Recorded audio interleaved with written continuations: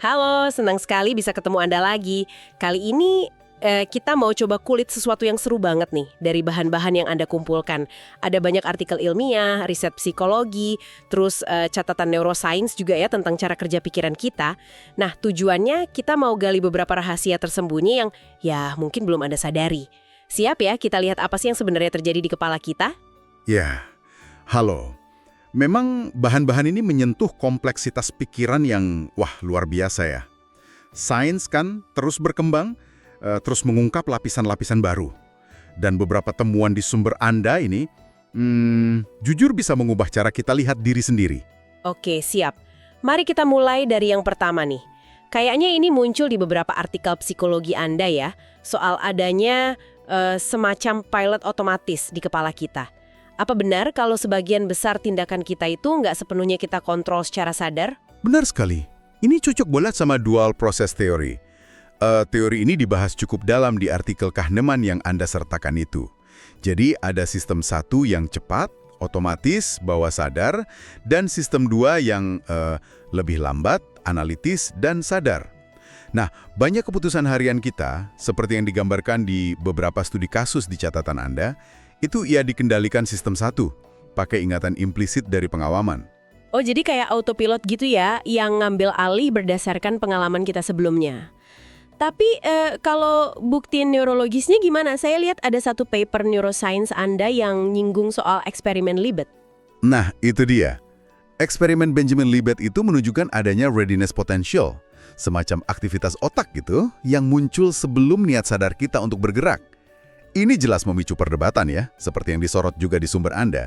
Soal kapan sih sebenarnya keputusan itu dimulai? Jangan-jangan memang di level bawah sadar. Implikasinya apa? Ya, pilot otomatis ini efisien, cepat, tapi juga gampang kena bias kognitif. Ini banyak dibahas di materi Anda kan, sebagai potensi sumber salah penilaian. Wah, itu implikasinya lumayan ya. Oke. Nah, kita geser ke rahasia kedua yang juga sering disinggung nih. Gagasan kalau otak kita ini kayak tukang sulap. Apa iya kita beneran lihat realitas apa adanya? Salah satu artikel Anda malah nanya, seberapa nyata sih persepsi Anda? Gimana tuh? Pertanyaan bagus itu. Sumber-sumber kognitif yang Anda kumpulkan itu menekankan banget kalau otak itu bukan kayak perekam video pasif. Otak itu aktif, dia membangun realitas. Caranya, yang menggabungkan input sensorik, terus dicampur sama ekspektasi dan memori kita. Contoh gampangnya, spotlight effect yang disebut di artikel psikologi sosial Anda. Kita sering kegeeran, merasa diperhatikan orang lain lebih dari seharusnya. Oh, jadi kita kayak melebih-lebihkan ya?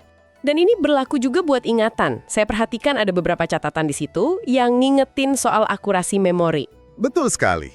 Ingatan itu ternyata, gimana ya bilangnya? Dia direkonstruksi setiap kali kita panggil, bukan diambil utuh dari lemari arsip.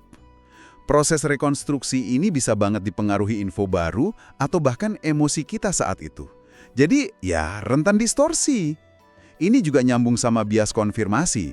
Kecenderungan kita nyari info yang cocok aja sama keyakinan kita. Beberapa riset Anda kan ngingetin soal ini, bisa bahaya kalau kita interpretasi data. Wah, iya. Jadi penting banget buat kita lebih kritis sama persepsi dan ya ingatan kita sendiri. Tapi untungnya nih, banyak materi Anda terutama dari jurnal neuroscience itu nunjukin sisi positifnya juga. Otak kita ternyata sangat dinamis. Rahasia ketiga ini soal neuroplastisitas. Ya, neuroplastisitas. Ini keren banget sih. Intinya, kemampuan otak buat mengubah struktur dan fungsinya sebagai respon terhadap pengalaman atau latihan. Ini tema kuat di sumber-sumber Anda. Contohnya banyak, belajar skill baru kayak yang Anda catat soal belajar bahasa itu secara fisik ngebentuk koneksi saraf baru loh.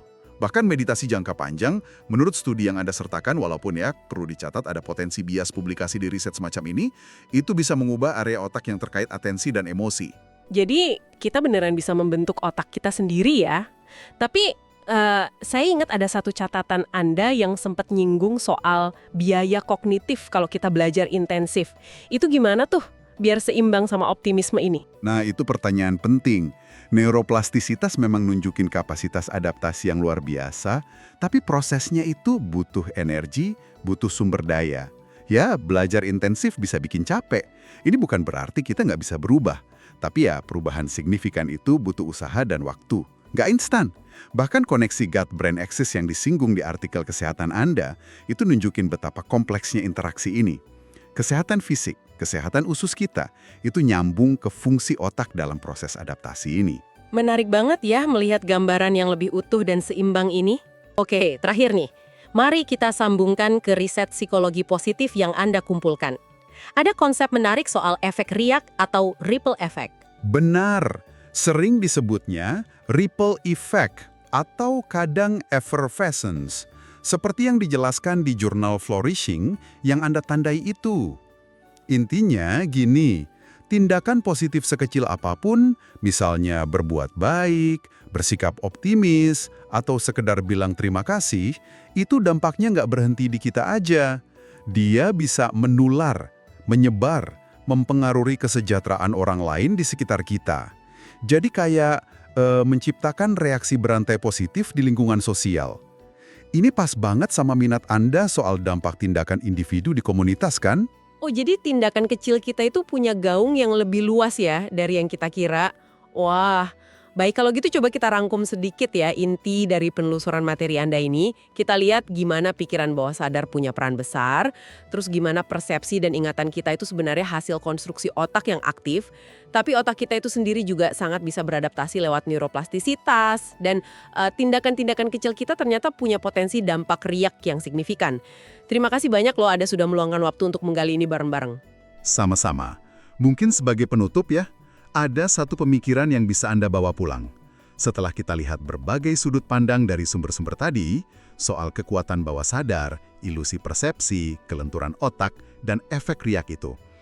Kira-kira, aspek mana dari pikiran Anda sendiri yang sekarang jadi paling bikin Anda penasaran? Entah untuk dijelajahi lebih jauh, atau mungkin dilatih gitu dalam kehidupan Anda sehari-hari. Pertanyaan reflektif yang bagus sekali. Baik, sampai jumpa di pembahasan kita berikutnya ya.